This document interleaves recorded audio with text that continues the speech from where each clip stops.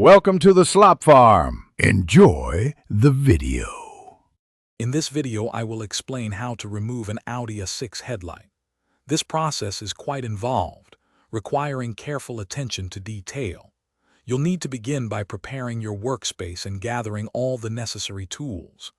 This includes a full Torx bit set, a flathead screwdriver, and some plastic trim removal tools. Safety is paramount, so ensure your vehicle is on a level surface with the engine off and the parking brake engaged. The first major step involves carefully detaching the front bumper. You will find numerous Torx screws securing it along the wheel arches, under the grille, and beneath the vehicle. Once all screws are removed, gently pull the bumper away from the vehicle.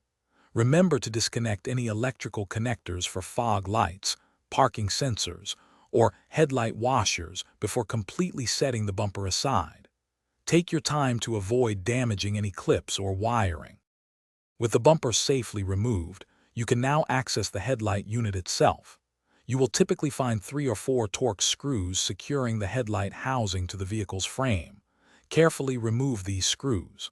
Once they are out, gently pull the headlight unit forward a few inches. This will give you enough space to reach behind and disconnect all the electrical harnesses.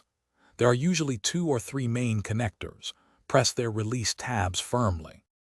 After disconnecting all the wiring, you can now carefully slide the entire headlight unit out of its mounting position. Take care not to scratch the lens or the surrounding paintwork. Before installing a new headlight, always inspect it thoroughly for any manufacturing defects or shipping damage. Reinstallation is simply the reverse of these steps. Ensure all screws are tightened to specification and all electrical connectors are firmly seated for proper operation. Thanks for watching. Consider subscribing if we helped you today.